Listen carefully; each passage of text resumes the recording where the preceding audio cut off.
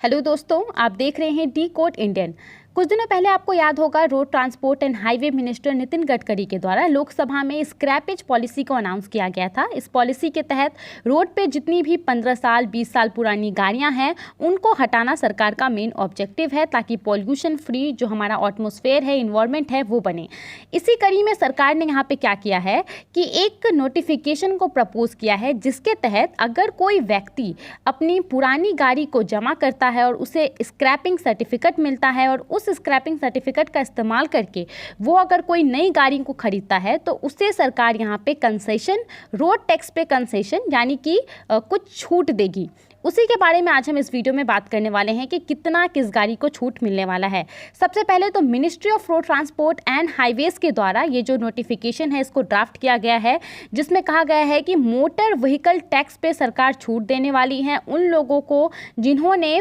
यहाँ पे who takes their old vehicle for scrapping, यहाँ पे उन लोगों को मिलने वाला है जो कि अपने पुरानी गाड़ियों को उन्होंने जमा कर दिया है स्क्रैपिंग पॉलिसी के तहत और उन्होंने नई गाड़ियाँ खरीदी है। 29 मार्च को इस नोटिफिकेशन को यहाँ पे जारी किया गया था और 30 दिनों का समय दिया गया कि लोग इस पे ऑब्जेक्शन कर सकते हैं, क्या इसमें ख़राब चीज़ है उसको लेकर के अपना सजेशन भी दे सकते हैं। 1 अक्टूबर से कहा जा रहा है कि इस पूरे पॉलिसी को लागू कर दिया जाएगा। होगा क्या इसमें, तो यहाँ पे अगर कोई व्हीकल है जिसका रजिस्ट्रेशन हुआ है सर्टिफिकेट ऑफ स्क्रैपिंग, जो स्क्रैपिंग पॉलिसी के अंतर्गत उन्होंने अपनी गाड़ी जमा की और उसको लेकर के उनको कोई सर्टिफिकेट मिला है, उस सर्टिफिकेट के थ्रू अगर उन्होंने गाड़ी खरीदा है तब यहाँ पे सरकार के द्वारा अप टू 25% तक उनको छूट मिलने वाला है road tax. Non transport vehicle के लिए ये है और जो ट्रांसपोर्ट व्हीकल हैं उनको यहाँ पे अप टू 15% तक छूट मिलने वाला है।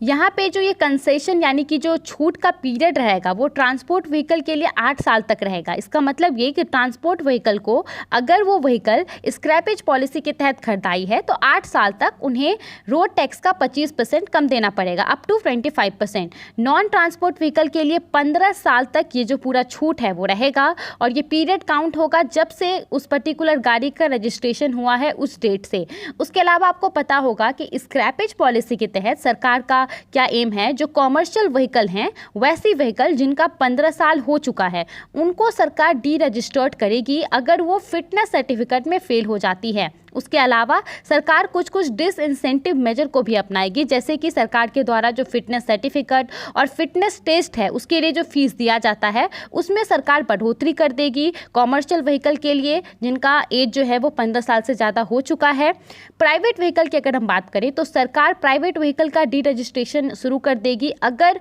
उनका 20 साल हो चुका है और वो फिटनेस सर्टिफिकेट में फेल हो जाती हैं कोई भी गाड़ी। डिसइंसेंटिव मेजर के तौर पे यहाँ पे भी जो री रजिस्ट्रेशन फीस होता है प्राइवेट व्हीकल का उनको सरकार बढ़ाएगी और ये बढ़ा हुआ फीस उन गाड़ियों पे अप्लाई होगा, उन प्राइवेट व्हीकल पे जिनका 15 साल से ज़्यादा हो चुका है। इसके अलावा भी यहाँ पे जो सरकार है central government, state government, municipal corporation, panchayat, state transport के अंतर्गत जितनी भी गाड़ी आती है, पब्लिक सेक्टर के अंतर्गत जितनी भी गाड़ी आती है, यहाँ पे चाहे वो यूनियन के अंतर्गत हो या फिर स्टेट गवर्नमेंट के अंतर्गत हो, सरकार उन सब का यहाँ पे डी रजिस्ट्रेशन करेगी स्क्रैपेज पॉलिसी के तहत अगर उनका एज 15 साल हो गया हो और ये डेट रजिस्ट्रेशन के टाइम से काउंट होगा, यानी कि जितनी भी सरकारी गाड़ियां हैं उनको भी स्क्रैपेज पॉलिसी के तहत लिया गया है, उनका भी डी रजिस्ट्रेशन होगा। तो दोस्तों आज के इस वीडियो में इतना ही था। आई होप आपको इससे कुछ नई जानकारी मिली होगी। आप इसके बारे में क्या सोचते हैं हमें कमेंट करके ज़रूर बताइए।